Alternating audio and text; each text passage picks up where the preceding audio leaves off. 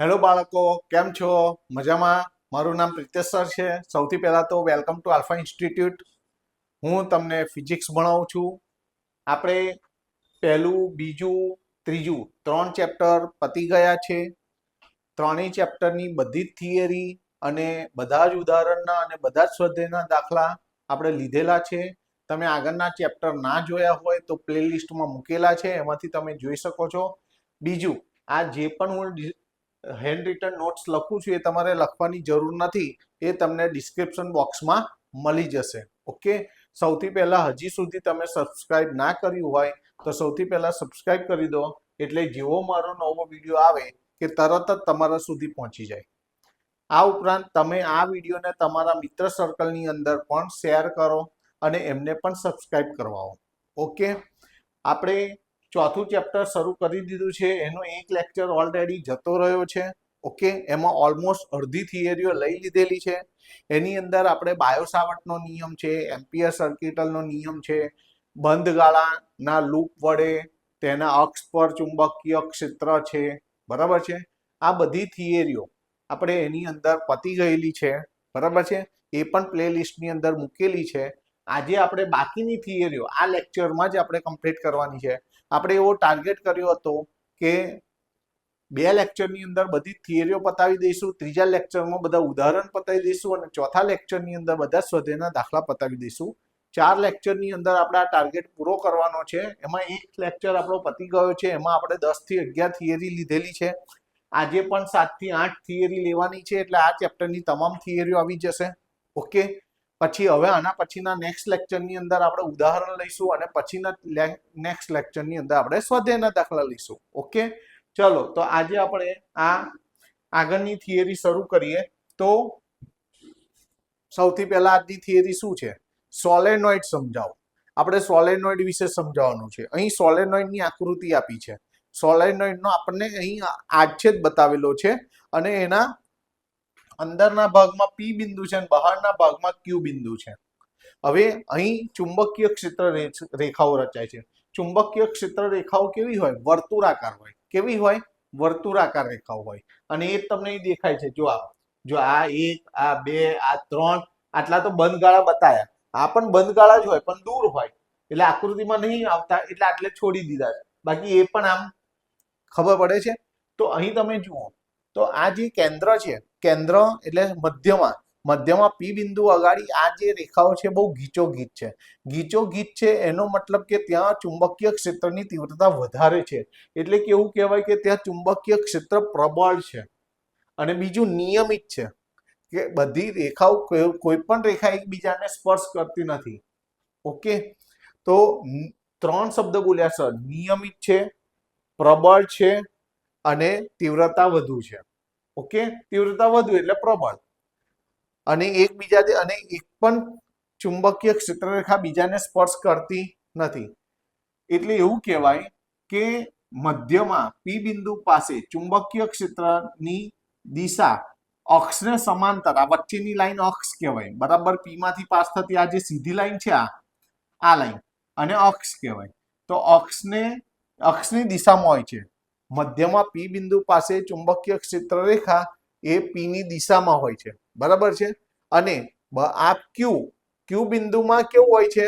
આમ છે, આમ છે, એટલે સમાંતર કહેવાય. અક્ષને સમાંતર. Q બિંદુ પાસે ચુંબકીય ક્ષેત્ર નિર્બળ હોય છે. અહીં પ્રબળ, ત્યાં નિર્બળ. અને અહીં અક્ષની દિશામાં અને Q બિંદુ પાસે, P બિંદુ પાસે અક્ષની દિશામાં, Q બિંદુ પાસે અક્ષને સમાંતર હોય છે. બરાબર છે? હવે અહીં આગળ જોજો, અહીં જે બતાવ્યું છે ને, રાઉન્ડ કરીને ચોકડી બતાવી છે અને અહીં રાઉન્ડ કરીને ડોટ, રાઉન્ડ કરીને ડોટ, રાઉન્ડ કરીને ડોટ. હવે ચોકડીનો મતલબ શું? ચુંબકીય ક્ષેત્ર લંબ પરંતુ અંદર તરફ જતી દિશામાં. અને અહીં ચુંબકીય ક્ષેત્ર સમતલને લંબ પરંતુ બહાર આવતી દિશામાં. હવે એવું કેમ નહીં ખબર પડી?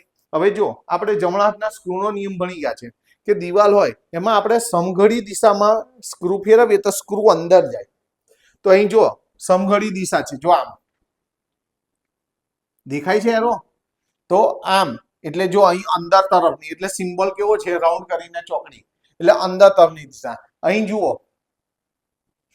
આમ તો બહાર આવે ને, તો ચુંબકીય ક્ષેત્ર સમતલને લંબ પરંતુ બહાર તરફ આવતી દિશામાં.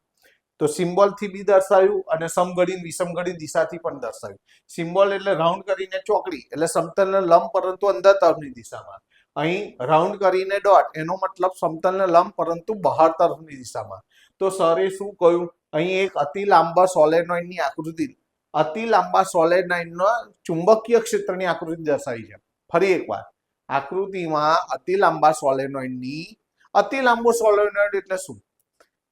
સોલેનોઇડની ત્રિજ્યાના કમ્પેરમાં એની લંબાઈ ઘણી મોટી હોય. સોલેનોઇડની ત્રિજ્યાના કમ્પેરમાં એની લંબાઈ ઘણી મોટી હોય તો એને લાંબો સોલેનોઇડ કહેવાય. આપણે લાંબા સોલેનોઇડ વિશે જ ભણવાનું છે. લાંબા સોલેનોઇડનું અહીં ચુંબકીય ક્ષેત્ર દર્શાવેલું છે. અહીં પી બિંદુ પાસે અને ક્યુ બિંદુ પાસે ચુંબકીય ક્ષેત્રની ચર્ચા કરવાની છે. પી બિંદુ પાસે ચુંબકીય ક્ષેત્ર ઘણું જ ગીચોગીચ એટલે કે ત્યાં તીવ્રતા વધારે હોય છે, એટલે કે ત્યાં ચુંબકીય ક્ષેત્ર પ્રબળ હોય છે અને અક્ષની દિશામાં હોય છે. જ્યારે ક્યુ બિંદુ પાસે ચુંબકીય ક્ષેત્ર નિર્બળ હોય છે, ત્યાં તીવ્રતા, ચુંબકીય ક્ષેત્રની તીવ્રતા ઓછી હોય છે અને દિશા કઈ અક્ષને સમાંતર હોય છે. અહીં જે તમારું આ શું છે, થોડીક એવું હોય તો આકૃતિ મોટી કરશો, ઝૂમ કરશો તો તમને ખ્યાલ આવશે. શું કર્યું છે? રાઉન્ડ કરીને ચોકડી કરેલી છે. રાઉન્ડ કરીને ચોકડીનો મતલબ શું? ચુંબકીય ક્ષેત્ર લંબ પરંતુ અંદર તરફની દિશા. બીજો સંકેત અહીં છે, જો સમઘડી દિશા, પ્રવાહ જો આમ બંધ ગાળા તો રચે જ છે. હંમેશા ચુંબકીય ક્ષેત્ર રેખાઓ બંધ ગાળા રચે અને બંધ ગાળા એટલે અહીં જો આ પહેલો બંધ ગાળો, બીજો બંધ ગાળો, ત્રીજો બંધ ગાળો અને અહીં સમઘડી દિશા. સ્ક્રૂને આમ સમઘડી દિશામાં ફેરવો એમ તો અંદર જાય કે નહીં? એટલે આ સિમ્બોલ થી બી ખબર પડે, સમઘડી દિશાથી એ ખબર પડે કે અહીં ચુંબકીય ક્ષેત્ર એ સમતલને લંબ પરંતુ અંદર તરફની દિશા. જો ઉપર જો વિષમઘડી દિશા છે. આમ જો વિષમઘડી સ્ક્રૂને આમ તમે વિષમઘડી દિશામાં આમ ખોલો અથવા બરણીનું ઢાંકણું આમ ખોલો તો ઢાંકણું ઉપર આવે છે ને, બરાબર? તો લંબ પરંતુ ઉપર તરફની દિશા. તો અહીંયા રાઉન્ડ કરીને ડોટ એટલે સર એવું કે છે, રાઉન્ડ કરીને ડોટ એટલે લંબ પરંતુ ઉપર તરફની દિશા. રાઉન્ડ કરીને ચોકડી એનો મતલબ લંબ પરંતુ અંદર તરફની દિશા. અહીં આવા સિમ્બોલ આપેલા છે, રાઉન્ડ કરીને, અને અહીં આવા સિમ્બોલ આપેલા છે, રાઉન્ડ કરીને ડોટ. વિષમઘડી દિશા આ બહાર ક્યારે હોય? વિષમઘડી દિશા આમ હોય અને અહીં સમઘડી દિશા એટલે આમ હોય. જો આ સમઘડી દિશા, આ વિષમઘડી દિશા. સમઘડી દિશા તો લંબ પરંતુ અંદર તરફ અને વિષમઘડી દિશા તો લંબ પરંતુ બહાર તરફ. તો એ જ અહીં દર્શાવેલું છે. તો આકૃતિની કમ્પ્લીટ માહિતી તમને મળી ગઈ છે, બરાબર છે? હવે એ જ વસ્તુને અહીં તમારે નોંધવાનું છે, બરાબર છે? બીજું સોલેનોઇડ, વાત છે સોલેનોઇડની. સોલેનોઇડ એટલે શું? સોલેનોઇડ એટલે નળાકાર ઉપર વાહકતાનું ગૂંચળું વીંટાળવામાં આવે. સોલેનોઇડ એટલે નળાકાર પર વાહકતાનું ગૂંચળું વીંટાળવામાં આવે એને સોલેનોઇડ કહેવાય. પણ એ જે ગૂંચળું છે એ એના જે તાર છે, તાર ઉપર અવાહક પડ લગાડેલું હોય એને ઇનેમલનું પડ કહેવાય. શું કહેવાય? ઇનેમલનું પડ. એને કારણે દરેક આંટા એકબીજાથી અલગ રહે એટલે એક આંટાનો પ્રવાહ બીજા આંટામાં ના જતો રહે. ખ્યાલ આવી ગયો? સારું. તો અહીં હવે એની સરે જે પણ સમજાવ્યું છે એ બધાની નોંધ અહીં લખવાની છે. જો આકૃતિમાં તમારે આકૃતિ પેન્સિલથી આવી રીતે કલરફુલ નથી દોરવાની. તમને અત્યારે મજા આવે ભણવાની એટલા માટે સરે કલરફુલ દોરી છે. તમારે પેન્સિલનો જ ઉપયોગ કરીને આકૃતિ દોરવાની છે. આકૃતિ દોરવામાં વધારે ટાઈમ લગાડવાનો નથી, પ્રેક્ટિસ કરવાની, બરાબર છે? આકૃતિમાં લાંબા સોલેનોઇડનું ચુંબકીય ક્ષેત્ર દર્શાવેલું છે. હવે લાંબા સોલેનોઇડની વ્યાખ્યા, તો લાંબો સોલેનોઇડ એટલે કે ત્રિજ્યાની સરખામણીમાં તેની લંબાઈ ઘણી હોય છે. ત્રિજ્યાની સરખામણીમાં તેની લંબાઈ કેવી હોય છે? ઘણી હોય છે, બરાબર છે?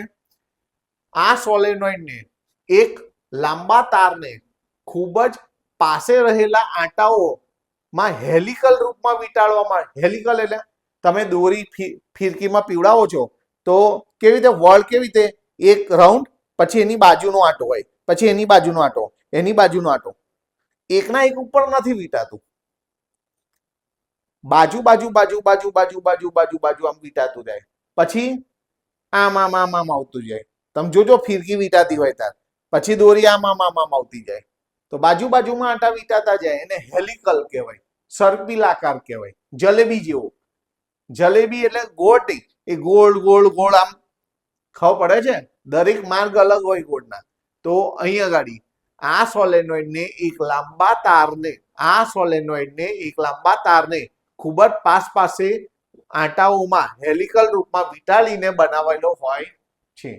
ઓકે, અહીં કુલ ચુંબકીય ક્ષેત્ર એ દરેક આંટા વડે ઉદ્ભવતા જેટલા આંટા હોય બધાનું ચુંબકીય ક્ષેત્ર ભેગું કરો ત્યારે કુલ ચુંબકીય ક્ષેત્ર મળે, એ જ લખેલું છે. અહીં કુલ ચુંબકીય ક્ષેત્ર એ દરેક આંટા વડે ઉદ્ભવતા ચુંબકીય ક્ષેત્રના સદિશ સરવાળા જેટલું હોય છે.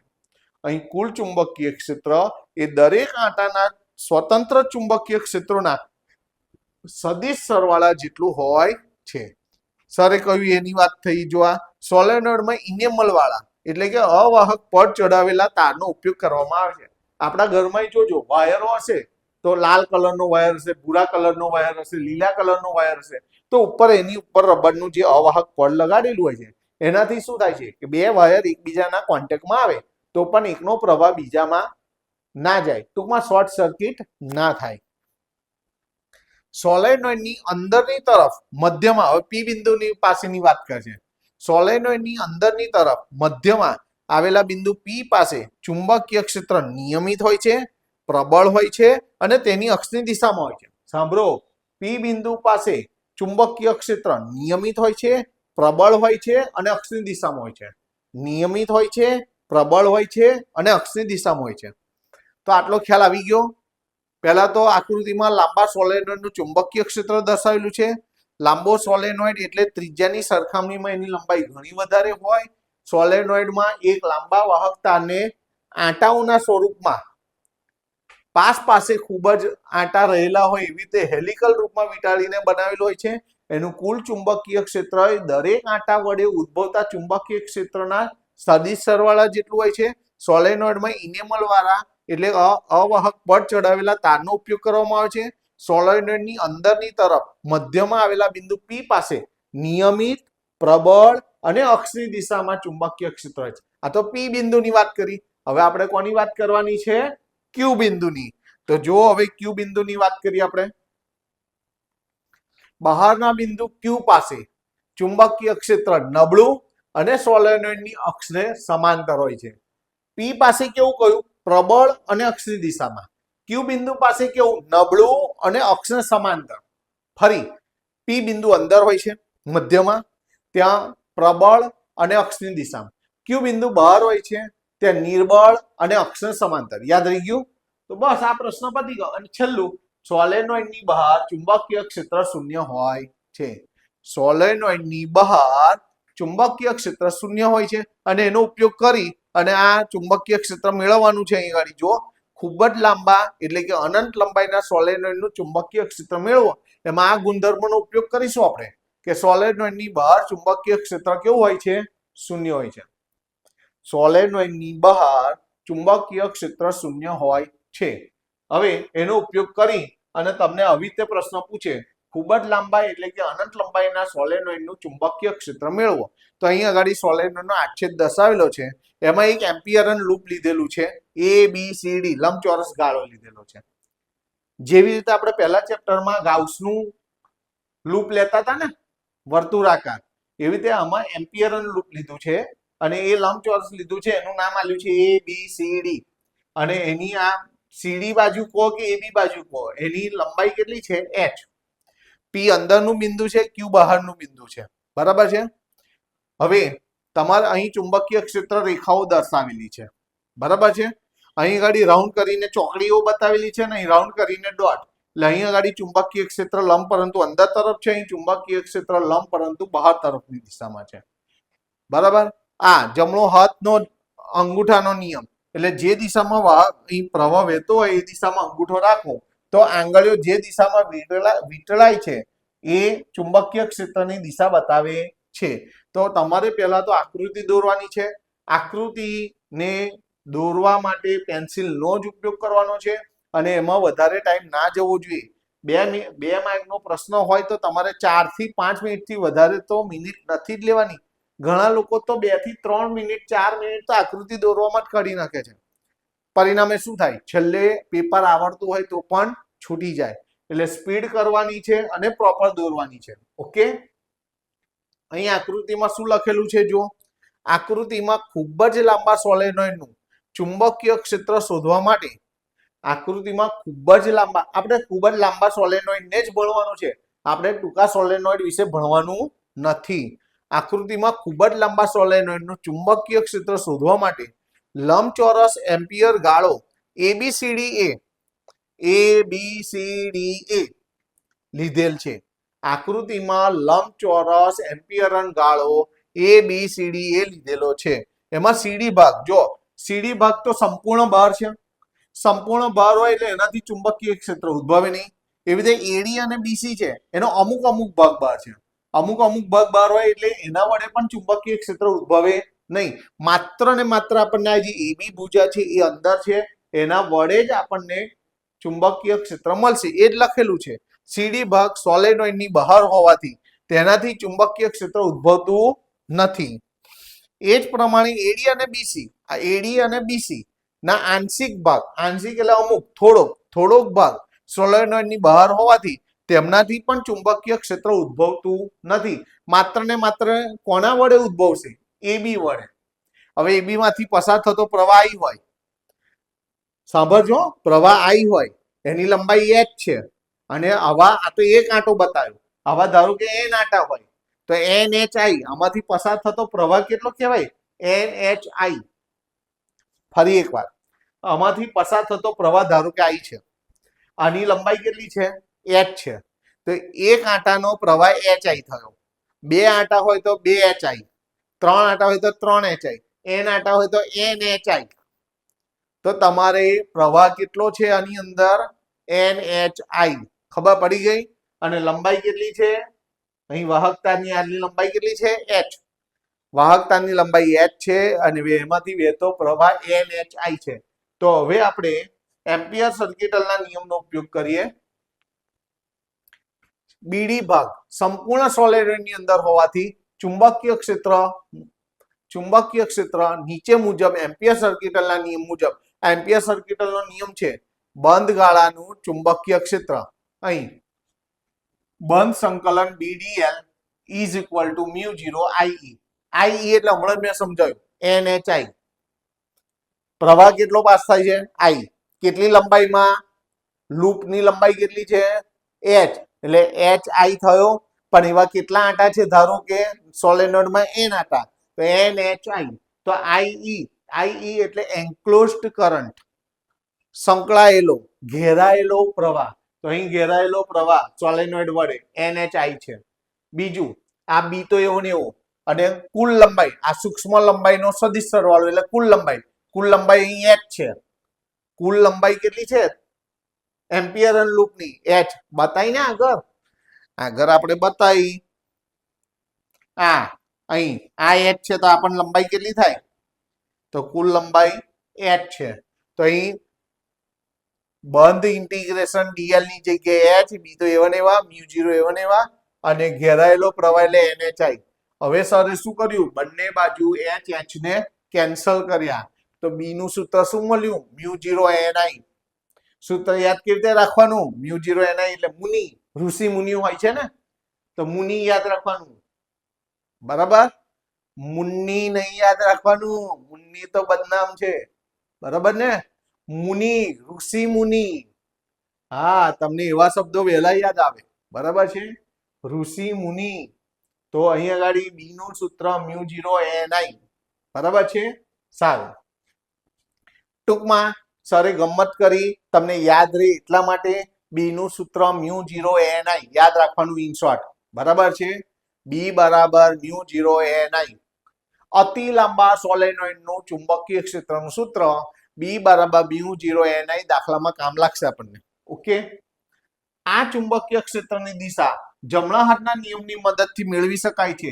આકૃતિમાં જમણો હાથ બતાવેલો છે. જે દિશામાં પ્રવાહ, આ દિશામાં પ્રવાહ જતો હોય તો અંગૂઠો પ્રવાહની દિશામાં મૂકો તો આંગળીઓ જે દિશામાં વીંટળાય છે એ ચુંબકીય ક્ષેત્રની દિશા દર્શાવે છે. જો પ્રવાહ આમ જતો હોય તો જમણા હાથનો અંગૂઠો એ દિશામાં રાખો તો આંગળીઓ આમ વીંટળાય છે. ઓકે, તો અહીં તમને ચુંબકીય ક્ષેત્રની દિશા જમણા હાથના નિયમની મદદથી મેળવી શકાય છે. સોલેનોઇડનો ઉપયોગ ક્યાં થાય છે? સોલેનોઇડનો ઉપયોગ મોટે ભાગે સમાન એટલે કે નિયમિત ચુંબકીય ક્ષેત્ર મેળવવા થાય છે. સોલેનોઇડનો ઉપયોગ ક્યાં થાય છે? સમાન એટલે કે નિયમિત ચુંબકીય ક્ષેત્ર મેળવવા માટે થાય છે. તો આજે આપણે બે થિયરી પહેલા તો કરી સોલેનોઇડ વિશે. સોલેનોઇડ વિશે બે, પહેલે તો સોલેનોઇડની માહિતી લીધી અને બીજું લાંબા સોલેનોઇડની, અને લાંબા સોલેનોઇડનું ચુંબકીય ક્ષેત્ર મેળવ્યું આપણે. બરાબર છે? તો આમાં μ0 ni બે થિયરી કમ્પ્લીટ યાદ રહી ગઈ. ચલો હવે એના પછી ત્રીજી થિયરી, બે સમાંતર વિદ્યુત પ્રવાહ વચ્ચે વિદ્યુત પ્રવાહ ધારિત તાર વચ્ચે બે સમાંતર વિદ્યુત પ્રવાહ વચ્ચે લાગતું પ્રવાહ ધારિત તાર વચ્ચે બે સમાંતર વિદ્યુત પ્રવાહ ધારિત, સુધારી દઈએ થોડુંક, વિદ્યુત પ્રવાહ ધારિત તાર વચ્ચે લાગતું ચુંબકીય ક્ષેત્ર સુધારી દઈએ આપણે. બે સમાંતર વિદ્યુત પ્રવાહ ધારિત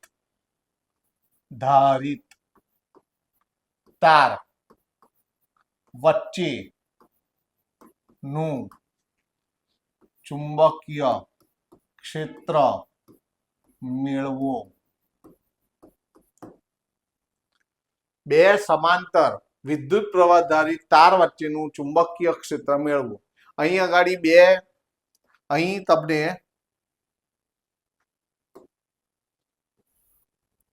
બે સમાંતર વાહક તાર છે. આ વાહક તારનું નામ E આપેલું છે, આ વાહક તારનું નામ B આપેલું છે. આમાંથી પસાર થતો પ્રવાહ IA છે, આમાંથી પસાર થતો પ્રવાહ IB છે. બંને તાર વચ્ચેનું અંતર D છે. હવે કોઈ એક તાર વડે બીજા તાર પર લાગતું, ધારો કે અહીં B પર A તાર વડે લાગતું બળ FBA દર્શાવેલું છે, અને અહીં આટલા ભાગ વડે L લંબાઈના ભાગ વડે બીજા તાર પર લાગતું બળ દર્શાવેલું છે, અને ત્યાં આગળ લાગતું ચુંબકીય ક્ષેત્ર BA દર્શાવેલું છે. તો પહેલા તો તમારે આવી રીતે આકૃતિ દર્શાવવાની છે.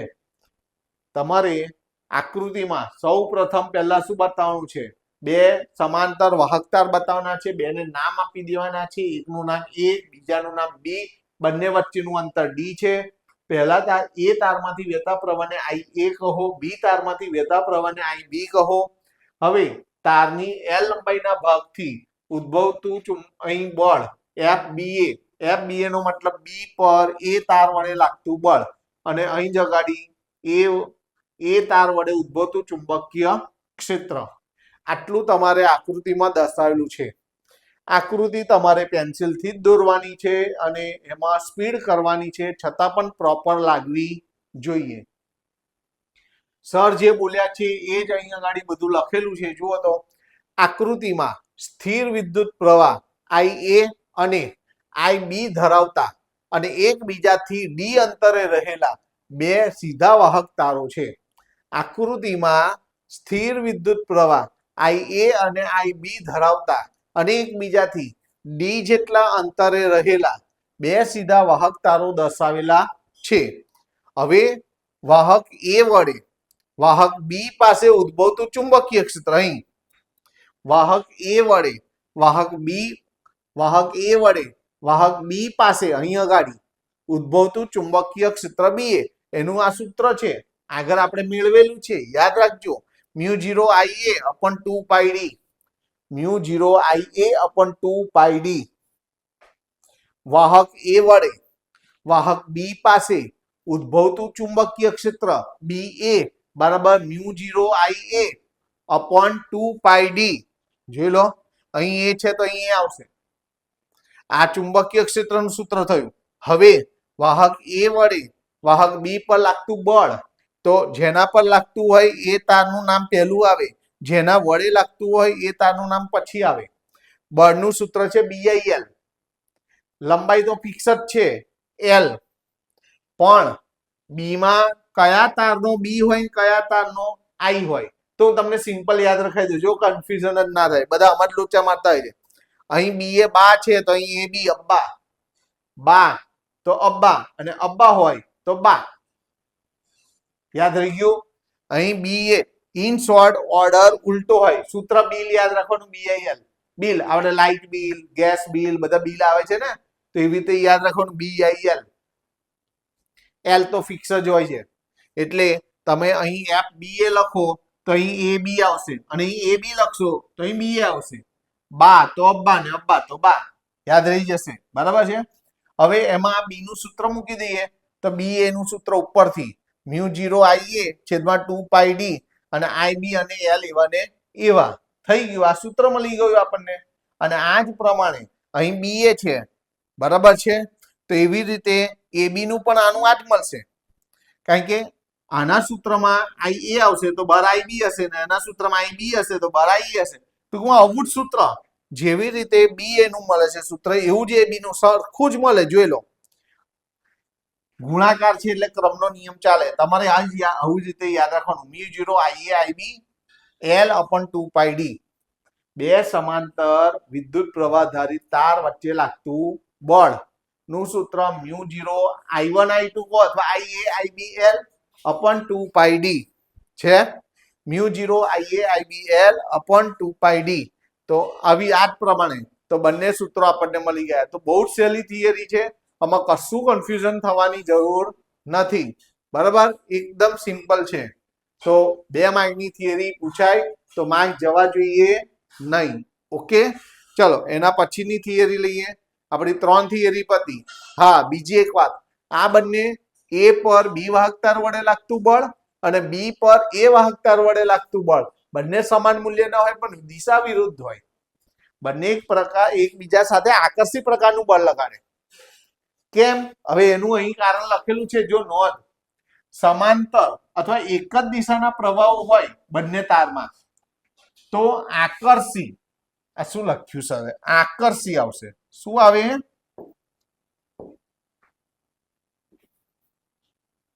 અહીં અગાડી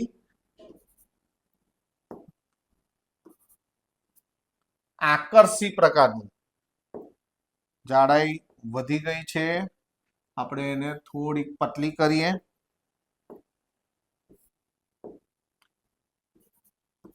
આકર્ષી પ્રકારનું બળ લાગે. એક જ દિશાના પ્રવાહો હોય તો આકર્ષી પ્રકારનું બળ લગાડે.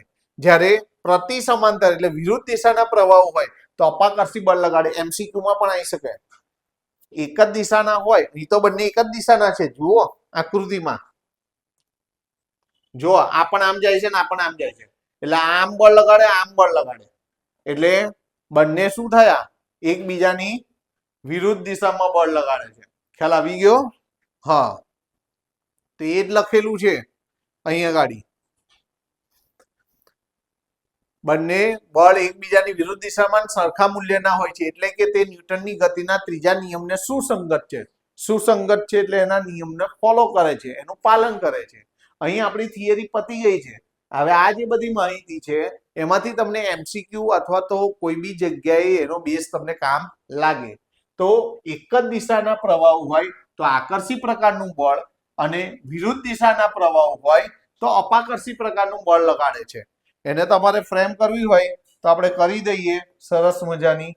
તમારે એક જ દિશાના અથવા સમાંતર હોય તો આકર્ષી પ્રકારનું બળ, થોડુંક આકર્ષી પ્રકારનું બળ. ખ્યાલ આવે છે? ત્રાંસુ લાગે છે?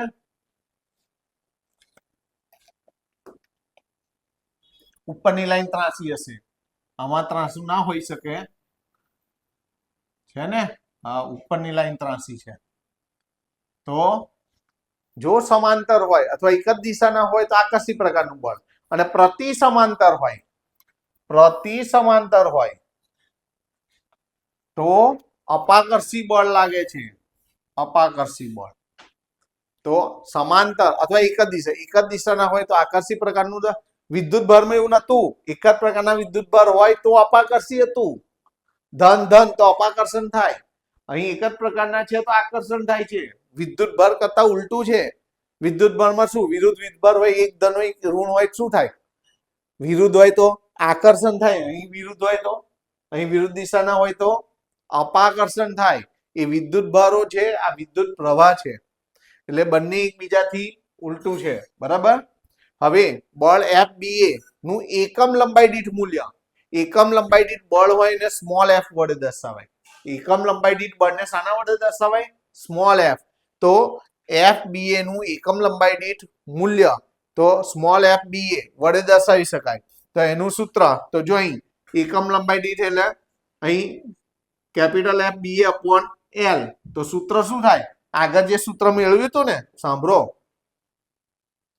આ L અહીં નીચે લાવી દો તો એકમ લંબાઈ દીઠ બળ મળી જાય. તો મ્યુ 0 IIB ઉપર L ના આવે, હવે મ્યુ 0 IIB અપોન 2 પાઈ d. જુઓ તો એવું લખેલું છે, મ્યુ 0 IIB અપોન 2 પાઈ d. L તો નીચે આવી ગયો. તો આ એકમ લંબાઈ દીઠ બળનું સૂત્ર, એમાં L આવે નહીં. આ સમીકરણનો ઉપયોગ એમ્પિયરને વ્યાખ્યાયિત કરવા માટે અથવા એમ્પિયરની વ્યાખ્યા આપવા માટે પણ એનો ઉપયોગ થયેલો છે. તો આ પણ MCQ તરીકે કઈક જગ્યાએ પૂછાય તો તમને કામ લાગે. તો આ આપણી ત્રીજી થિયરી થઈ કમ્પ્લીટ, બરાબર છે. કમ્પ્લીટ વ્યવસ્થિત રીતે તૈયાર કરવાનું. પહેલી થિયરી આપણે કઈ કરી? સોલેનોઇડ વિશે સમજાવો. બીજી થિયરી અતિ લાંબા સોલેનોઇડનું ચુંબકીય ક્ષેત્ર મેળવો. ત્રીજી થિયરી બે સમાંતર વાહક તાર વડે અથવા બે સમાંતર વાહક પ્રવાહધારિત વાહકતાની વચ્ચે ઉદ્ભવતું ચુંબકીય બળ મેળવો, બરાબર છે. ત્યાર પછી હવે ચોથા નંબરની થિયરી જોઈએ આપણે. જો વિદ્યુત પ્રવાહધારિત ગૂંચળા એટલે કે પ્રવાહ ગાળા પર લાગતું ટોર્કનું સૂત્ર મેળવવાનું છે. સાંભળજો, હવે આગળ બળનું સૂત્ર હતું બે પ્રવાહધારિત વાહકતાની વચ્ચે. હવે અહીં આગળ તમારે શું કરવાનું છે? ટોર્કનું સૂત્ર મેળવવાનું છે. વિદ્યુત પ્રવાહધારિત ગૂંચળા અથવા તો પ્રવાહ ગાળા પર લાગતો ટોર્કનું સૂત્ર. હવે આવું તમે આગળ 10મા ધોરણમાં વિદ્યુત મોટર અને ડાયનેમો ભણી ગયા છો. આ બે ચુંબકો છે, વચ્ચે આ લંબચોરસ ફ્રેમ હોય, એના પર વાહકતાનું ગૂંચળું હોય, જેને આપણે આર્મેચર કહીએ છીએ. આર્મેચર એક ભ્રમણ અક્ષ ઉપર ભ્રમણ કરે. જો આ દિશા બતાવી છે, ફરે છે, આ ભ્રમણ અક્ષ છે. અહીં આ જે લંબચોરસ વાહકતાનું ગૂંચળું છે, એની આટલી લંબાઈ એ છે, અને આમ લંબાઈ લંબચોરસી અથવા આને લંબાઈ કોણ અને પહોળાઈ કોણ? પહોળાઈ એ છે અને આ લંબાઈ બી છે. જો એ તમે ચુંબકની લંબાઈ કહો કે આ AB બાજુની લંબાઈ કહો, અને BC બાજુની પહોળાઈ એ છે. એટલે A અને B લંબાઈ ગુણ્યા પહોળાઈ કરો તો આ લંબચોરસ વાહકતાનું ગૂંચળું છે એનું તમને ક્ષેત્રફળ મળે AB. અહીં શું છે? આ વાહકતાને આગળ બે અર્ધ સ્લીપરિંગ હોય, બંને અર્ધ સ્લીપરિંગ સાથે બે બ્રશ હોય અને બ્રશને સર્કિટ સાથે જોડેલું છે. સર્કિટ સાથે અહીં બેટરી છે. મોટો ભાગ હોય એને ધન છેડો કહેવાય, નાનો ભાગ હોય એને ઋણ છેડો કહેવાય. ધન છેડામાંથી પ્રવાહ વહે, એ પ્રવાહ આમ જાય છે જો, અને આમ પાછો આવે છે. જો આ બધા એરો બતાવેલા છે, તમારે પ્રોપર આકૃતિ દોરવાની છે. આકૃતિ દોરવામાં બહુ ટાઈમ બગાડવાનો નથી. આ આકૃતિને ટૂંકમાં ટોર્ક નક્કી કરવા માટે આ આકૃતિને ટૂંકમાં રીતે દર્શાવાય કે આ જે બીસી બાજુ છે, તો બીસી બાજુ આ બતાવેલી છે, એનું માપ A છે. તો વચ્ચે બરાબર મધ્ય બિંદુમાં A/2 વચ્ચે મધ્ય બિંદુમાં અહીં ચુંબકીય ક્ષેત્ર એટલે કે અહીં ડાયપોલ મોમેન્ટ, ચુંબકીય ડાયપોલ મોમેન્ટ M. અહીં M નો મતલબ શું છે? ચુંબકીય ડાયપોલ મોમેન્ટ. આપણે વિદ્યુત ડાયપોલને શાના માટે કયા સંકેતથી દર્શાવતા હતા? P વડે. P બરાબર 2AQ, યાદ છે ને? એવી રીતે અહીં આગળ ચુંબકીય ડાયપોલ મોમેન્ટને M વડે દર્શાવીએ છીએ. હવે શું થાય? આ જે બાજુ છે ને એના ઉપર F1 બળ લાગે નીચે તરફ, અને આ જે બાજુ છે એના ઉપર F2 બળ લાગે ઉપર તરફ. હજુ આવું હોય ધારો કે હવે અહીં ઉપર તરફ બળ લાગે, અહીં નીચે તરફ, તો જ આમ ફરે ને, તો જ તો આમ ભ્રમણ થશે ને. આમ ભ્રમણ કરવાનું છે. એટલે આ પાંખ્યું ઉપર જવું જોઈએ, આ નીચે જવું જોઈએ. એનો મતલબ કે આ નીચે તરફ અહીં બળ લાગવું જોઈએ, અહીં ઉપર તરફ બળ લાગવું જોઈએ. તો આની આ સાદી આકૃતિ પણ તમારે દોરવાની છે, અને A કહીશું અને B કહીશું. B નામ આપી દઈએ આપણે, B. આ A છે અને આ B આકૃતિ છે. હવે એના વિશે માહિતી લખીએ. આકૃતિમાં સ્થિર પ્રવાહ I ધારિત લંબચોરસ ગૂંચળાને ચુંબકીય ક્ષેત્રમાં મૂકીએ તો તે ટોર્ક અનુભવે છે. બે ચુંબકોની વચ્ચે મૂક્યું છે ને, એટલે એ ટોર્ક અનુભવે છે. ટોર્ક એટલે બળ યુગ્મની ચાક માત્રા, બે બળોની બળ યુગ્મ એની ચાક માત્રા એટલે એની અસર. અહીં અક્ષને લંબ એડી અને બીસી, જો આ અક્ષ છે એમાં એડી અને બીસી લંબ છે. જે લંબ બાજુઓ હોય ને અક્ષને, એનાથી ચુંબકીય ક્ષેત્ર ના મળે. અહીં અક્ષને લંબ એડી અને બીસી બાજુઓ પર બળ લાગતા નથી. કોના ઉપર લાગે છે? જે અક્ષને સમાંતર બે બાજુઓ છે ને એના પર બળ લાગે, એક બાજુ નીચે ને એક બાજુ ઉપર, એટલે આમ ફરે. ખ્યાલ આવી ગયો? પરંતુ તેમના વડે એબી બાજુ પર, અહીં આ બાજુ એબી બાજુ પર અંદર તરફ અને સીડી બાજુ પર બહાર તરફ, જો તેમના વડે એબી બાજુ પર આપણું સૂત્ર શું બળનું? BIL, bill. તો બીઆઈ અને એલ એટલે અહીં લંબાઈ, આ બાજુની લંબાઈ કેટલી છે? બી, એટલે બીઆઈ બી લખ્યું છે. એ રીતે સીડી બાજુ, તો સીડી બાજુની અહીં બહાર તરફ બળ લાગે, એ પણ બીઆઈએલ, અહીં પણ લંબાઈ કેટલી છે? બી, એટલે બીઆઈ બી લાગે છે. બંને F1 પણ બીઆઈ બી, F2 પણ બીઆઈ બી જેટલું લાગે. બંને બળનું મૂલ્ય સમાન હોય છે.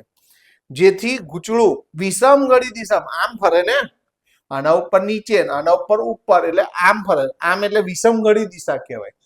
તો ગૂંચળું વિષમ ઘડી દિશામાં ઘૂમવાનો પ્રયત્ન કરે છે. આ સમજેલા જ છે આપણે 10મા ધોરણમાં વિદ્યુત મોટર અને ડાયનેમો ની અંદર આપણે આકૃતિ તૈયાર કરેલી છે. બરાબર છે? હવે ટોર્કનું સૂત્ર મેળવવા માટે સમીકરણો લખીએ. અહીં ટોર્ક બે બાજુ પર બળ લાગે છે ને, તો બંને બાજુના ટોર્ક, પહેલી બાજુનું ટોર્ક ટાઉ1, બીજી બાજુનું ટોર્ક ટાઉ2. ટોર્ક એટલે શું? બળ ગુણ્યા લંબ અંતર. જો અહીં બતાવું, આ બળ અને લંબ અંતર, આ બળ અને આ લંબ અંતર, એટલે F1 a/2, F2 a/2. જો તો એવું છે, F1 a/2, F2 a/2. F1 અને F2 બંનેમાં બીઆઈબી છે. F1 નું માપ પણ બીઆઈબી, આગળ જોઈ લો. F1 પણ બીઆઈબી છે, F2 પણ બીઆઈબી છે. તો કિંમત મૂકો. બીઆઈબી a/2 તો ખરા જ, અહીંયા બીઆઈબી a/2 તો ખરા જ. તો આ એકનું એક પદ કેટલી વાર થયું? બે વાર. તો બીઆઈબી a/2 બે વખત. તો 2 અને 2 ઉપર નીચે જતા રહેશે. તો શું થયું? બીઆઈ અને એબી, એ અને બી ને ભેગા કરો. એ અને બી શું છે? લંબચોરસની લંબાઈ ને પહોળાઈ છે. જો બતાવું, આ લંબાઈ લંબચોરસની, આ પહોળાઈ, લંબાઈ અને પહોળાઈ એટલે લંબચોરસનું ક્ષેત્રફળ થાય. બરાબર છે? તો એ જ લખેલું છે અહીં. એબી ની જગ્યાએ લંબચોરસના ગૂંચળાનું ક્ષેત્રફળ, એટલે એને કેપિટલ એ વડે. તો અહીંયા ગાડી ટોર્કનું સૂત્ર BIA. બરાબર છે? તો તમારે આ ટોર્કનું સૂત્ર યાદ રાખવાનું. જે માંગેલ ટોર્કનું સૂત્ર છે, તો સહેલી થિયરી છે. તો કેટલી થિયરી કરી? પહેલી કઈ હતી? લાંબા સોલેનોઇડની સમજૂતી, આકૃતિ દોરીને એના ચુંબકીય ક્ષેત્રની.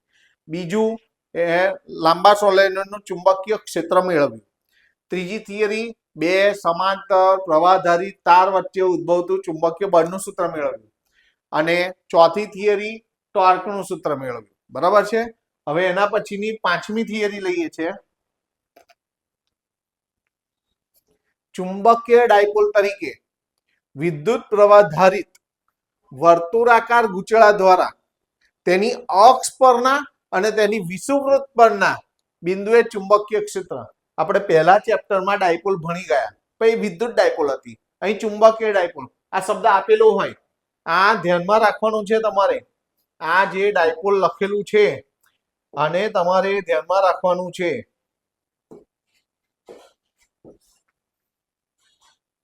આ શબ્દને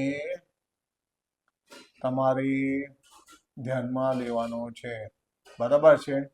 ચુંબકીય ડાયપોલ શબ્દ લખેલો હોય તો જેવી રીતે વિદ્યુત ડાયપોલની અક્ષ પર વિદ્યુત ક્ષેત્ર અને ડાયપોલની વિષુવ રેખા એટલે લંબ રેખા, મધ્ય બિંદુમાં દોરેલ લંબ અથવા લંબ દ્વિભાજક પર ચુંબકીય ક્ષેત્ર વિદ્યુત ક્ષેત્ર, પહેલા ચેપ્ટરમાં વિદ્યુત ક્ષેત્ર મેળવ્યું હતું. અહીં ડાયપોલ માટે એની અક્ષ પર અને એની વિષુવ રેખા પર આપણે ચુંબકીય ક્ષેત્ર મેળવવાનું છે. આ પણ થિયરી અગત્યની. ફરી આ શબ્દ લખેલું હોય ચુંબકીય ડાયપોલ તરીકે કોઈ એક વિદ્યુત પ્રવાહ ધારિત વર્તુળાકાર ગૂંચળું છે એની અક્ષ પર અને એના વિષુવવૃત્ત પર ના બિંદુએ ચુંબકીય ક્ષેત્ર મેળવવાનું છે. તો વર્તુળાકાર ગુચા વડે તેની અક્ષ પરના બિંદુએ ચુંબકીય ક્ષેત્રનું સૂત્ર આગળ તો આપણે મેળવેલી છે આ થિયરી. મેં ગયા લેક્ચરની અંદર આ થિયરી કરાવી હતી અને આ થિયરીને મેં આ ચેપ્ટરનો બિગ બોસ કહ્યું છે. બરાબર છે. સૌથી વધારે વખત પૂછેલી આ થિયરી છે અને આનું સૂત્ર તમારે યાદ રાખવાનું છે. બી નું સૂત્ર μ0I r² છેદમાં 2 કૌંસમાં x² + r² ની રેસ ટુ 3/2. આ વર્તુળાકાર ગુચરા વડે તેની અક્ષ પરના બિંદુએ x અંતરે આપણે એવું આતું અંદર b બરાબર μ0I r²/2 કૌંસમાં x² + r² ની 3/2 પર. હવે જો સૂત્ર યાદ ના હોય તો આ થિયરી જ શરૂ તમે ના કરી શકો. તમને થિયરી જ ના આવડે એટલે પહેલા તો તમારે આ સૂત્ર તૈયાર કરવાનું છે. ચુંબકીય ક્ષેત્રનું સૂત્ર કોનું? બંધ ગાળા વડે. બંધ ગાળાનું ગૂંચળું હોય એની અક્ષ પર નું ચુંબકીય અક્ષ પરના બિંદુનું ચુંબકીય ક્ષેત્ર તો μ0I r² છેદમાં 2 કૌંસમાં x² + r² ની ઉપર 3/2 μ0I r² છેદમાં 2 કૌંસમાં x² + r² ની ઉપર 3/2. પહેલા સૂત્ર યાદ રાખો. બી નું સૂત્ર શું છે? μ0I r² છેદમાં 2 કૌંસમાં x² + r² ની 3/2. પહેલા સૂત્ર યાદ રાખવાનું છે. હવે અહીં x r કરતા ત્રિજ્યાની સરખામણીમાં ઘણું મોટું અંતર છે માની લો તો r² ને અવગણતા. હવે સાંભળજો, r² ઉમેરેલો કે બાદ થયેલો હોય ને એને અવગણવાનો. હંમેશા ગમે ત્યારે અવગણવાની વાત આવે તો ઉમેરેલો કે બાદ થયેલો r² ઉમેરાય, ગુણેલો કે ભગાયેલો એટલે ટૂંકમાં ગુણેલો r² અવગણવાનો નહીં. આ ભૂલ ના કરતા. અહીં આગળ આ પદ જતું રહેશે એટલે x² ની ઉપર 3/2 થઈ જશે. જુઓ r² ને આપણે અવગણી કાઢ્યું છે એટલે x² ની ઉપર 3/2 એમાં વર્ગ અને દૂત્યાંશ જતું રહ્યો એટલે નીચે શું રહ્યો? x નો ઘન. તો જો તો અહીં લખ્યું છે એટલે શું છે? μ0I r² છેદમાં 2x નો ઘન. હવે શું કર્યું છે? આટલું તો લખ્યું જ છે. પાઈ વડે ગુણ્યા ને પાઈ વડે ભાગ્યા છે. જુઓ અહીં r² ની આગળ પાઈ અને અહીં 2 ની જોડે પાઈ. જોઈ લો, પાઈ વડે ગુણીને ભાગતા. એવું કેમ કર્યું? તો આ પાઈ r² એટલે શું થઈ જાય? વર્તુળાકાર ગુચળાનું ક્ષેત્રફળ થઈ જાય. તો આની જગ્યાએ એ લખી કાઢ્યું તો μ0IA છેદમાં 2πx³. હવે IA એટલે શું? I ગુણ્યા A એટલે m. m એટલે અહીં ચુંબકીય ડાયપોલ મોમેન્ટ. બરાબર છે. ચુંબકીય ડાયપોલ મોમેન્ટનું સૂત્ર m = AI. અત્યારે તો આમે AI નો જમાનો છે ને, બરાબર છે. તો અહીં આગળ m નું સૂત્ર, ચુંબકીય ડાયપોલ મોમેન્ટનું સૂત્ર AI, અહીં AI ની જગ્યાએ m લખો તો તમને હવે સાંભળો. હવે શું કર્યું છે? આટલું આવ્યું. હવે સર 2 વડે ગુણે છે 2 વડે ભાગે છે. જોઈ લો, લખ્યું છે અહીં 2 વડે ઉપર ગુણી કાઢો m ની જોડે અને 2 વડે ગુણો એટલે જે 4 થઈ જાય. એટલે સૂત્ર શું થયું? μ0/4π 2m/x³. એ અક્ષ પર ડાયપોલ ચુંબકીય ડાયપોલની અક્ષ પરના બિંદુ માટેનું આ સૂત્ર થયું μ0/4π 2m/x³. μ0/4π 2m/x³. આ શું થઈ ગયું? તમને ચુંબકીય ડાયપોલની અક્ષ પરનું ચુંબકીય ક્ષેત્ર મળ્યું. થિયરી અગત્યની છે. ફરી એકવાર સમજો. સરે શું કર્યું? પહેલા તો તમારા સૂત્ર યાદ રાખવાનું છે. બંધ ગાળાનું ગૂંચળું હોય એની અક્ષ પરનું ચુંબકીય ક્ષેત્ર μ0I r² છેદમાં 2 કૌંસમાં x² + r² ની આખાની ઉપર 3/2. ઘડીએ બોલવાનું.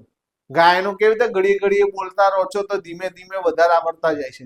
ચુંબકીય ક્ષેત્રનું સૂત્ર બોલવાનું છે μ0I r² છેદમાં 2 કૌંસમાં x² + r² ની 3/2. આ x ને આપણે r કરતા ઘણો મોટો લેવાનો છે એટલે r બહુ નાનો હોવાથી એને r² ને અવગણતા, પણ છેદમાંથી અને અવગણી કાઢો એટલે x² ની ઉપર 3/2 અંશ એવો ને એવો, વર્ગ અને દૂત્યાંશ જતા રહ્યા એટલે નીચે x નો ઘન રહ્યો. હવે સરે શું કર્યું? 2 ની જોડે પાઈ લીધા અને ઉપર r² ની જોડે પાઈ લીધા એટલે ઉપર નીચે પાઈ વડે ગુણીને ભાગતા. કેમ એવું કર્યું? તો અહીં આગળ પાઈ r² ની જગ્યાએ શું લખાય? ગૂંચળાનું ક્ષેત્રફળ a, તો પાઈ r² ની જગ્યાએ a અને I એની જગ્યાએ શું લખાય? એવું હોય તો ત્યાં આપણે આમ કૌંસ કરવો હોય તો કરી દો. અહીં પણ કૌંસ કરી દો, એની કિંમત મૂકવાની છે. પાઈ આર સ્ક્વેર ની જગ્યાએ એ મૂકવાનો છે, આઈ એની જગ્યાએ એમ મૂકવાનો છે, પછી 2 વડે ગુણ્યા અને 2 વડે ભાગ્યા એટલે સૂત્ર આવી ગયું μ0/4π 2m upon x³. આ શાનું સૂત્ર આવ્યું? અક્ષ પરના બિંદુનું. હવે તમારે વિષુવૃત્ત રેખા પરના બિંદુનું તો ખાલી અહીંથી ઉપરથી 2 કાઢી નાખવાનું બસ, બીજું બધું એને μ0/4π m upon x³. જો પાછળ લખેલું છે આ જ પ્રમાણે તેના વિષુવવૃત્ત પરના બિંદુએ ચુંબકીય ક્ષેત્ર, જો અહીંયા આગળથી 2 કાઢી નાખ્યો છે, μ0/4π m upon x³. તો કેટલી થિયરી થઈ? ફરી એકવાર, પહેલી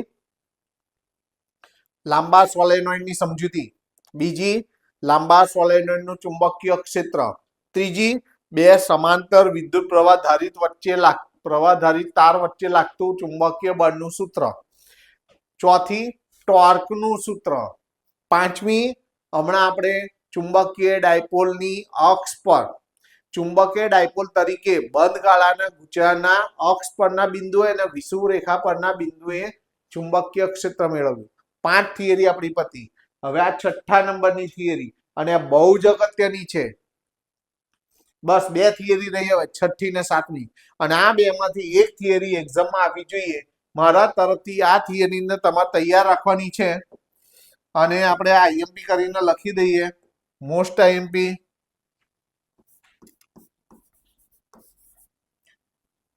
સરસ રીતે તૈયાર કરી દેજો. આ થિયરી આઈએમપી છે, બરાબર? ત્યાં પણ લખીએ, અહીં પણ જગ્યા છે તો લખીએ. ગેલ્વેનોમીટર સમજાવી. ગેલ્વેનોમીટરની 2-3 થિયરી છે, એમાંથી એક થિયરી પૂછાય જ છે. અત્યારે કોણાવર્તનનું સૂત્ર છે, એના પછી ગેલ્વેનોમીટરનો ઉપયોગ એ મીટર તરીકે, અને ત્રીજી થિયરી ગેલ્વેનોમીટરનો વોલ્ટમીટર તરીકેનો ઉપયોગ. 3 થિયરી છે. 5 થિયરી કરીને હવે આપણે 3 થિયરી કરીશું. ટોટલ 8 થિયરી આજે આપણે ભણવાની છે, અને આમાં આ છેલ્લી 3 થિયરી ગેલ્વેનોમીટર વિશે એક થિયરી પૂછાય છે. પહેલા આપણે લઈશું ગેલ્વેનોમીટર સમજાવીને એના કોણાવર્તનને φ વડે દર્શાવે એનું સૂત્ર મેળવવાનું છે. ગેલ્વેનોમીટર સમજાવી કોણાવર્તન φ નું સૂત્ર મેળવવાનું છે, બરાબર છે? આના પછી આવશે ગેલ્વેનોમીટરનો એ મીટર તરીકેનો ઉપયોગ. એ ઉપયોગ ગેલ્વેનોમીટરનો એ મીટર તરીકે ઉપયોગ કરવામાં નડતી મુશ્કેલીઓ અને એનો ઉપાય. અને છેલ્લો પ્રશ્ન આવશે ગેલ્વેનોમીટરનો વોલ્ટમીટર તરીકેનો ઉપયોગ કેવી રીતે કરી શકાય. આ 3 થિયરી બહુ જ અગત્યની છે. પહેલા તો તમારે અહીં આકૃતિ દોરવાની છે. આકૃતિ જોઈને તમને થોડીક ટફ લાગશે, પણ આકૃતિ દોરશો એટલે આવી જશે.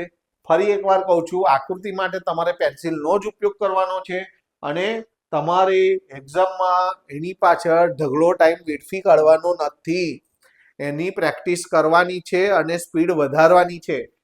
એક જ વખતમાં આકાર આવી જવો જોઈએ. ઘડીએ ભૂસીને ફરી આકાર દોરવાના, એમાં ટાઈમ બગાડવાનો નહીં. એવું 2, 4, 5, 10 વાર એવું હોય તો ઘેર પ્રેક્ટિસ કરવાની.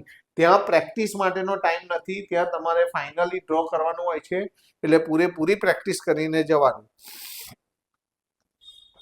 2 બાજુ શું છે? પ્રબળ ચુંબકો છે, એક નોર્થ અને એક સાઉથ. કાયમી ચુંબકો છે, પણ અંદરનો ભાગ જુઓ, વર્તુળાકાર હોવો જોઈએ, ત્રિજ્યાવર્તી કહેવાય. હમણાં લખીશું આપણે, અંદરનો ભાગ, ચુંબકનો અંદરનો ભાગ ત્રિજ્યાવર્તી હોવો જોઈએ.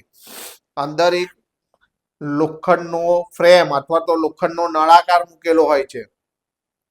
અંદર એક ગૂંચળું, કિલકિત, બહુ સંવેદનશીલ અહીં આગળ ગૂંચળું હોય છે.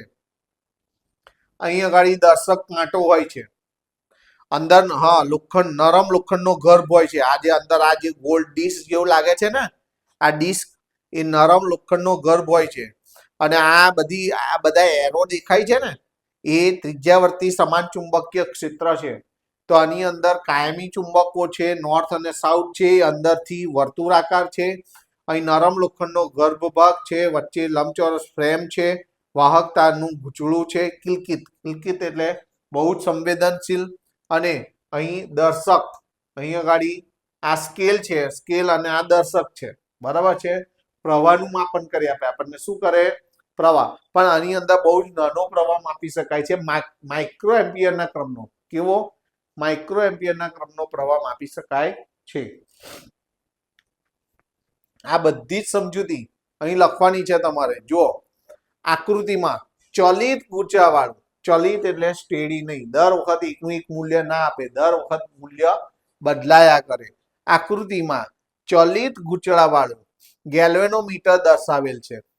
ગેલ્વેનોમીટર ઘણા આટા વાળા ગૂંચળાનું બનેલું હોય છે, જે નિયમિત ત્રિજ્યાવર્તી ચુંબકીય ક્ષેત્રમાં તેની સ્થિર અક્ષની સાપેક્ષે મુક્ત ભ્રમણ કરી શકે તેવું હોવું જોઈએ. ગૂંચળું કેવું હોવું જોઈએ? આ ભ્રમણ કરી શકે, અંદર આ વાહકતાનું ગૂંચળું છે ને એ ભ્રમણ અક્ષની સાપેક્ષે ભ્રમણ કરી શકે તેવું હોવું જોઈએ. તેમાં એક નરમ લોખંડનો નળાકાર હોય છે, જે ચુંબકીય ક્ષેત્રને ત્રિજ્યાવર્તી તો બનાવે જ છે, આ ઉપરાંત તે ક્ષેત્રની તીવ્રતા પણ વધારે છે. ચુંબકીય ક્ષેત્રને ત્રિજ્યાવર્તી તો બનાવે જ છે નરમ લોખંડનો ભાગ, અને સાથે સાથે ચુંબકીય ક્ષેત્રની તીવ્રતા પણ વધારે છે. ચુંબકીય ક્ષેત્રને ત્રિજ્યાવર્તી કરે છે અને ક્ષેત્રની તીવ્રતા વધારે છે. તો આ બધી એની માહિતી થઈ. આ ગેલ્વેનોમીટરને સમજાવ્યું છે. હજી આપણે કોણાવર્તન, આવર્તન પણ કહી શકાય, કોણાવર્તન અથવા આવર્તન, ફાઈ નું સૂત્ર. તો હવે જો કેવી રીતે જ્યારે આ ભ્રમણ કરે તો એની અંદર બે પ્રકારના ટોર્ક ઉદ્ભવે. કેટલા પ્રકારના? બે પ્રકારના. આવર્તક ટોર્ક અને પુનઃસ્થાપક ટોર્ક. કયા કયા? આવર્તક એટલે આપણે લગાડેલું હોય એ ટોર્ક, અને પુનઃસ્થાપક એની વડે વિરુદ્ધ દિશામાં ઉદ્ભવતું હોય એ ટોર્ક. બે પ્રકારના ટોર્ક ઉદ્ભવે. તો જો જ્યારે ગૂંચળામાંથી પ્રવાહ વહન પામે છે ત્યારે તેના પર બે પ્રકારના ટોર્ક લાગે છે. જો લખ્યું છે આવર્તક ટોર્ક એટલે આપણે લગાડેલું ટોર્ક, અને પુનઃસ્થાપક ટોર્ક. આવર્તક ટોર્ક નું સૂત્ર બીના યાદ રાખો, છોકરીનું નામ બીના, BINA, ઓકે. અને પુનઃસ્થાપક ટોર્ક તો K ફાઈ. હવે આ બંને એકબીજાના સમતુલ્ય હોય, આવર્તક ટોર્ક અને પુનઃસ્થાપક ટોર્ક. પહેલા યાદ રાખો, આવર્તક ટોર્ક નું સૂત્ર BINA, બીના. પુનઃસ્થાપક ટોર્ક નું સૂત્ર K ફાઈ. બંને એકબીજાને સમતુલ્ય હોય એટલે સરખાઈ દેવાના. બંને ટોર્ક એકબીજાને સમતુલ્ય હોય છે એટલે K ફાઈ બરાબર BINA. આમાંથી K ને નીચે ભાગી કાઢો, I ને સાઈડમાં લઈ લો, BNA અને ફાઈ સોરી અને K ને નીચે લઈ લો. આ અચળાંક કહેવાય. એટલે ફાઈ I સાથે સમપ્રમાણમાં હોય છે, જે કોણાવર્તનનું સૂત્ર છે. બરાબર છે? આમ તો કોણાવર્તનનું સૂત્ર એટલે અહીં આપણી થિયરી પતી જાય, પણ આગળ તમને વધારાનું પૂછ્યું હોય કે સાથે સાથે પ્રવાહ સંવેદિતા અને વોલ્ટેજ સંવેદિતા પણ સમજાવો, તો આગળ વધવાનું. તો શું કર્યું? ધ્યાન આપજો. આ આઈને અહીં ભાગી કાઢ્યા, ફાઈ ની નીચે I ભાગી કાઢ્યા, એની એકમ પ્રવાહ દીઠ આવર્તન કહે છે. આઈને ભાગી કાઢીએ તો એકમ પ્રવાહ દીઠ આવર્તન, એકમ પ્રવાહ દીઠ આવર્તન એટલે કે એને પ્રવાહ સંવેદિતા કહેવાય છે. અને વોલ્ટેજ સંવેદિતા તો અહીં શું કર્યું સાંભળજો. અહીં આનું આ અહીં V વડે ભાગો ને અહીં V વડે ભાગો. આમાં I વડે ભાગ્યા હતા તો પ્રવાહ સંવેદિતા. અહીં બંનેમાં આનું આ લખવાનું છે, ખાલી અહીં V ને અહીં V, આ બંનેમાં V વડે ભાગો. જોઈ લો. તો આ જે મળ્યું એકમ વોલ્ટ દીઠ આવર્તન, એને શું કહેવાય? એકમ વોલ્ટ દીઠ આવર્તન એટલે કે વોલ્ટેજ સંવેદિતા કહેવાય. આ ઉપરાંત વોલ્ટેજ સંવેદિતાના આ સૂત્રને બીજી રીતે, જો V અપોન I હોત તો ઓહમના નિયમ મુજબ R થાત. R અવરોધનું સૂત્ર. પછી I અપોન V છે એટલે 1 અપોન R થાય. એટલે 5 અપોન V બરાબર BNA અપોન K. કાં તો I અપોન V લખો, કાં તો 1 અપોન R લખો. તો જોડે ને જોડે આ પ્રવાહ સંવેદિતા અને વોલ્ટેજ સંવેદિતા સમજાવી દીધી. તો રકમમાં જ ગેલ્વેનોમીટર સમજાવી, કોણાવર્તન, ફાઈનું સૂત્ર મેળવો, અને કઈ કયું આપણે સમજાવ્યું? કઈ પ્રવાહ સંવેદિતા અને વોલ્ટેજ સંવેદિતા સમજાવો. તો IMP આપણે ત્યાં લખેલું છે, તો અહીં લખી દઈએ નાના અક્ષરે આપણે.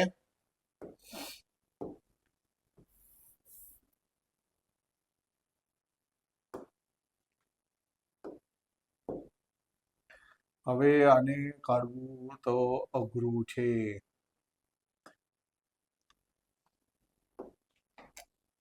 અહીં લખી દઉં છું. કયા બે શબ્દો આપણે સમજ્યા જોડે?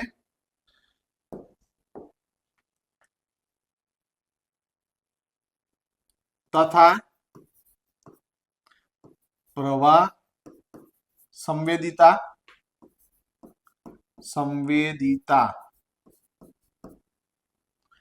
અને વંચાશે ને પ્રવાહ સંવેદિતા અને વોલ્ટેજ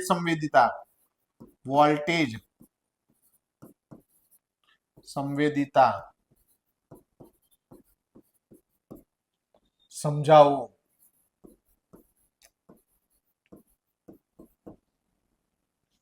ગેલ્વેનોમીટર સમજાવી કોણાવર્તન ફાઈનું સૂત્ર મેળવો તથા પ્રવાહ સંવેદિતા અને વોલ્ટેજ સંવેદિતા સમજાવો. ખાલી કોણાવર્તનનું સૂત્ર કહે તો ત્યાં અટકી જવાનું, પણ જોડે ને જોડે તમને એવું કહ્યું હોય કે પ્રવાહ સંવેદિતા અને વોલ્ટેજ સંવેદિતા પણ સમજાવો તો કોણાવર્તનનું સૂત્ર છે એમ I વડે ભાગી કાઢો એટલે પ્રવાહ સંવેદિતા આવી જાય, અને જે કોણાવર્તનનું સૂત્ર છે એમાં બંને બાજુ V વડે ભાગો તો વોલ્ટેજ સંવેદિતા આવી જાય, અને I ભાગ્યા V ની જગ્યાએ 1/R પણ લખીને તમે વોલ્ટેજ સંવેદિતાનું બીજું સૂત્ર લખી શકો છો. તો આ પ્રશ્ન પણ એટલો જ અગત્યનો છે. આની અંદર કેટલું આવી ગયું? ગેલ્વેનોમીટર સમજાવ્યું, 1 કોણાવર્તનનું સૂત્ર મેળવ્યું, 2 પ્રવાહ સંવેદિતા સમજાવી, 3 વોલ્ટેજ સંવેદિતા સમજાવી, 4 મુદ્દા અને એક જ પોઈન્ટમાં આપણે સમાવી દીધો છે. બરાબર છે? તમને રકમની અંદર જે પ્રમાણે પ્રશ્ન પૂછે તમને ફક્ત કોણાવર્તનનું સૂત્ર કે તો તમારે પ્રવાહ સંવેદિતા અને વોલ્ટેજ સંવેદિતાને વધારે આગળ તમારે એક્સપ્લેન કરવાની જરૂર નથી. ઓકે, ત્યાર પછી જુઓ, આ તો થઈ ગયું. આપણે હવે જુઓ આ પ્રશ્ન પણ જો સરે ઓલરેડી આઈએમપી લખેલું છે, મારા તરફથી 100% તૈયાર રાખવાની આ થિયરી. ગેલ્વેનોમીટરનો ઉપયોગ એ મીટર તરીકે કરવા માટે નડતી મુશ્કેલીઓ જણાવો અને તેનો ઉપાય જણાવો. ગેલ્વેનોમીટરનો ઉપયોગ એ મીટર તરીકે કરવા માટે નડતી મુશ્કેલીઓ, તો બે મુશ્કેલી છે, મુશ્કેલી 1 અને મુશ્કેલી 2. પહેલી મુશ્કેલી શું છે? ગેલ્વેનોમીટર ખૂબ જ સંવેદનશીલ સાધન છે, એટલે તેમાં માઇક્રોએમ્પિયર ક્રમના પ્રવાહ માટે પણ તે પૂર્ણ સ્કેલ આવર્તન દર્શાવે છે. અમુક લોકો એટલા સેન્સિટિવ હોય, થોડુંક બોલીએ, મારવાની તો વાત દૂરની રહી, થોડુંક બોલીએ એમાં તો ટપ ટપ આંસુડા પડવા લાગે છે. તો એ શું થાય? બહુ જ સેન્સિટિવ છે, થોડુંક બોલો તો પણ એને બહુ જ લાગી આવે. તો અહીં પણ થોડાક પ્રવાહ માટે પણ તે પૂરેપૂરું આવર્તન બતાવી દે છે, મેક્સિમમ એનો ઇફેક્ટ આપે. બરાબર? થોડાક પ્રવાહ માટે પણ. તો ગેલ્વેનોમીટર ખૂબ જ સંવેદનશીલ સાધન છે, જેથી માઇક્રોએમ્પિયરના ક્રમના પ્રવાહ માટે પણ તે પૂર્ણ સ્કેલ આવર્તન દર્શાવે છે. તો આમાં તમને થાય કે આ મુશ્કેલી શું છે? તો નાના પ્રવાહમાં જ આખું આવર્તન થઈ ગયું, તો વધારે પ્રવાહ હોય તો સહન જ ના થાય. આપણે કોકને સપોઝ છોકરીઓમાં વધારે હોય છે એવું સેન્સિટિવિટી, થોડુંક બોલ્યા ને રડવાનું ચાલુ. જો ખાલી બોલ્યા છે અને એમાં રડવાનું ચાલુ કરી દીધું, તો જો એને થોડી એકાદ આપી દીધી, પતી ગયું. હે, પેલું તો 2 મિનિટમાં રડવાનું મન થઈ જાય, પેલું તો આખો દિવસ ચાલે. એટલે આનાથી શું થાય કે વધારે પડતો પ્રવાહ આવે તો ગેલ્વેનોમીટરને નુકસાન થાય. એ એની સહન શક્તિની બહારની વસ્તુ છે, એટલે એને નુકસાન થાય. આ એક મર્યાદા થઈ ગઈ કે એનાથી મોટા ક્રમના પ્રવાહને નોંધી શકતું નથી. પહેલી મુશ્કેલી થઈ ગઈ, મર્યાદા થઈ ગઈ. બીજી, વિદ્યુત પ્રવાહ માપવા માટે ગેલ્વેનોમીટરને શ્રેણીમાં જોડવું પડે. જો આ શ્રેણી અને સમાંતરમાં બધા લોચા મારે છે. વિદ્યુત પ્રવાહ માપવા માટે ગેલ્વેનોમીટરને શ્રેણીમાં જોડવું પડે, પણ તેનો અવરોધ ખૂબ મોટો હોય છે. હવે અવરોધ બહુ મોટો હોય એટલે શું થાય? તો પરિપથમાં વહેતા પ્રવાહનું મૂલ્ય બદલી કાઢે છે. તો આ પણ એક મુશ્કેલી થઈ. તો સાચો પ્રવાહ તો ખબર જ ના પડે. તમારે ગેલ્વેનોમીટરને એ મીટર તરીકે ઉપયોગ કરવો હોય તો એને શ્રેણીમાં જોડવો પડે. પણ શ્રેણીમાં જોડો તો અવરોધ બહુ મોટો થઈ જાય. અવરોધ બહુ મોટો થાય તો પ્રવાહનું મૂલ્ય બદલાઈ જાય. પ્રવાહનું મૂલ્ય બદલાઈ જાય તો સાચો પ્રવાહ ખબર ના પડે. તો એ પણ એક મુશ્કેલી થઈ. તો પહેલી મુશ્કેલીમાં તે બહુ જ સંવેદનશીલ છે, એટલે વધારે પ્રવાહ આવે તો એને નુકસાન થાય છે. બીજું કે એને એ મીટર તરીકે વાપરવું હોય તો શ્રેણીમાં જોડવું પડે. શ્રેણીમાં જોડવાથી અવરોધ ખૂબ જ મોટો થઈ જાય છે. અવરોધ ખૂબ મોટો થઈ જાય તો પ્રવાહનું મૂલ્ય બદલાઈ જાય છે, તો સાચો પ્રવાહ મળે નહીં. તો આ બે મુશ્કેલીઓ છે. તો એનો ઉપાય શું? ચલો ઉપાય શું?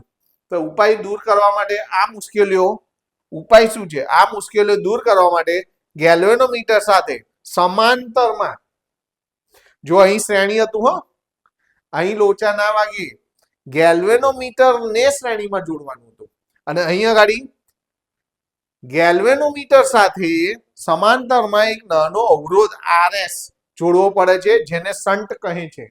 નાનો અવરોધ, લઘુ અવરોધ, એને શું કહેવાય છે? શન્ટ. આ મુશ્કેલીઓ દૂર કરવા માટે ગેલ્વેનોમીટર સાથે સમાંતરમાં નાનો અવરોધ RS જોડવો પડે છે, જેને શન્ટ કહે છે, જેથી મોટા ભાગનો પ્રવાહ આ શન્ટમાંથી પસાર થઈ જાય. જ્યાં અવરોધ ઓછો હોય ત્યાંથી પ્રવાહ પસાર થઈ જાય ને, અને ગેલ્વેનોમીટરને નુકસાન થતું નથી. તો એનું સોલ્યુશન આવી ગયું. શું? મુશ્કેલીને દૂર કરવા માટે શું કર્યું? ગેલ્વેનોમીટર સાથે સમાંતરમાં એક નાનો RS અવરોધ જોડવામાં આવે છે, જેને શન્ટ કહેવામાં આવે છે. આથી આ નાના અવરોધમાંથી મોટા ભાગનો પ્રવાહ પસાર થઈ જાય છે. એટલે આ જે ગેલ્વેનોમીટર છે એ તો સંવેદનશીલ છે, વધારે પ્રવાહને સહન નહીં કરી શકતું.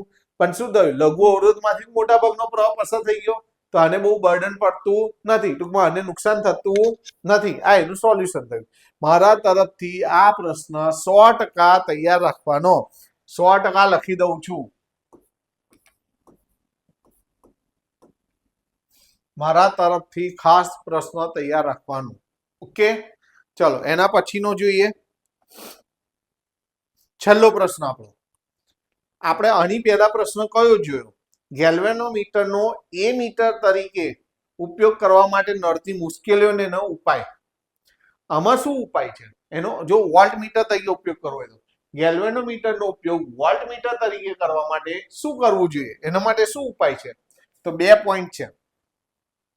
ગેલ્વેનોમીટરનો ઉપયોગ વોલ્ટમીટર તરીકે કરવા માટે તેની સાથે શ્રેણીમાં એક મોટો અવરોધ, પેલા નાનો અવરોધ હતો શન્ટ, આમાં મોટો અવરોધ જેને શ્રેણી અવરોધ કહેવાય, પેલા નાનો અવરોધ હતો એનું નામ શન્ટ હતું. આમાં મોટો અવરોધ જેને શ્રેણી અવરોધ કહેવામાં આવે છે RS. પેલામાં નાનો R અને S હતો, આમાં મોટો R અને S જોડવામાં આવે છે. નાનો R હતો એટલે લઘુ અવરોધ હતો, મોટો R છે એટલે મોટો અવરોધ છે. પરંતુ ગેલ્વેનોમીટરને પરિપથના જે વિભાગનો વોલ્ટેજ માપવાનો હોય, વોલ્ટેજ એટલે વીજ દબાણ, તે વિભાગ સાથે સમાંતરમાં જોડવામાં આવે છે. હવે બસ મેં તમને એ જ કહ્યું, ક્યાં શ્રેણી શબ્દ આવે ને ક્યાં સમાંતર આવે. આમાં છોકરાઓ લોચા મારતા હોય છે. તો આ તમારે બહુ શાંતિથી સરસ રીતે બંને પ્રશ્નો તૈયાર કરવાના છે. એ મીટર તરીકે વાપરવા માટે નડતી મુશ્કેલીઓ અને એના ઉપાય. અને અહીં વોલ્ટમીટર તરીકે ઉપયોગ કરવો એટલે શું કરવાનું? તો તમારે એક મોટો શ્રેણી અવરોધ જોડવામાં આવે છે, એને શ્રેણીમાં જોડવાનું, અને ગેલ્વેનોમીટરને જે વિભાગનો વોલ્ટેજ એટલે વીજ દબાણ માપવાનું હોય એ વિભાગ સાથે સમાંતરમાં જોડવામાં આવે છે. ઓકે, તો આજની આપણી આ જે 9 થિયરીઓ છે તમારે સરસ રીતે તૈયાર કરી દેવાની છે. હવે મેં અગાઉ કહ્યું એમ આ બધું જે મારું હેન્ડ રિટન નોટ્સ છે એ તમારે લખવાની જરૂર નથી. તમને ડિસ્ક્રિપ્શન બોક્સમાં મળી જશે. આગળના વિડીયો જોવાના બાકી હોય તો એ પણ તમને પ્લેલિસ્ટમાં મળી જશે. તમે હજી સુધી સબસ્ક્રાઇબ ના કર્યું હોય તો સૌથી પહેલા સબસ્ક્રાઇબ કરી દો, કે જેવા મારા વિડીયો આવે તરત જ તમારા સુધી પહોંચી જાય. અને તમારા મિત્રોને પણ આ વિડીયો શેર કરો અને એમને પણ સબસ્ક્રાઇબ કરાવો. બરાબર છે? આ ચેપ્ટરની આપણે જે રીતે પ્લાનિંગ કર્યું છે, 2 ચેપ્ટરમાં થિયરીઓ આપણી પતી ગઈ. હવે 3જા ચેપ્ટરમાં આપણે ઉદાહરણો પતાવીશું અને 4થા લેક્ચરની અંદર સ્વાધ્યાયના દાખલા. 4 લેક્ચરમાં આપણે આ ચેપ્ટરને ખતમ કરી દઈશું. ઓકે, તો નેક્સ્ટ પીરિયડમાં મળીએ ઉદાહરણના દાખલા સાથે. ચલો ટાટા બાય, સી યુ.